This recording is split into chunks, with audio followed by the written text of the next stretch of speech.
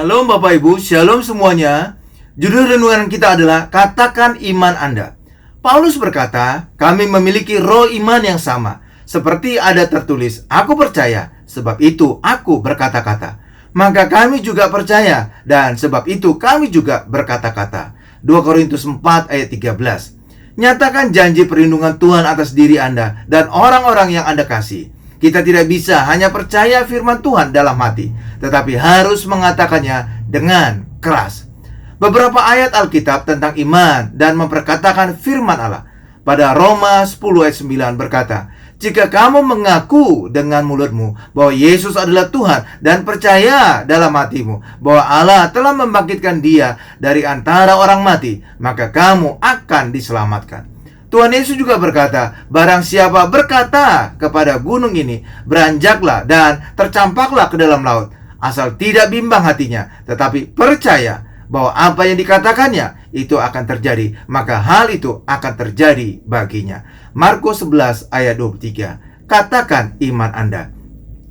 Paulus berkata pada 2 Korintus 4 ayat 13 di atas, polanya iman dalam hati dan berkata dengan mulut. Ketika Allah melihat kegelapan, Dia tidak berkata, astaga, gelap sekali.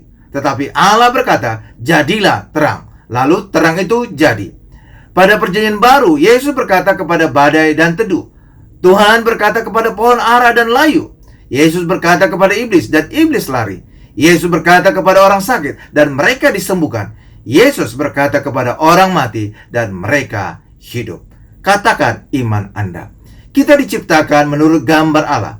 Ketika kita melihat kegelapan di setiap aspek hidup kita, jangan melihat masalah dan putus asa. Kita harus mengatakan solusi masalah kita.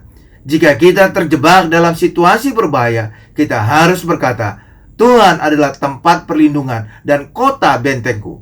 Jika Anda sakit, raih kesembuhan dengan berkata, terima kasih Yesus, oleh bilur-bilurmu saya sembuh. Katakan iman Anda, maka Anda menang. Amin Bapak Ibu. Tuhan Yesus memberkati.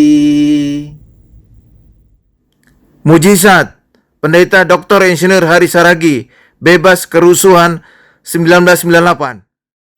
Saya ingin berdoa untuk Anda.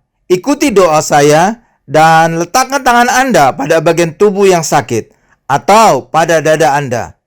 Tuhan Yesus, terima kasih untuk firman-Mu. Kami percaya oleh bilur-bilur-Mu segala penyakit kami disembuhkan dan kami diberkati. Oleh darah-Mu kami dikuduskan.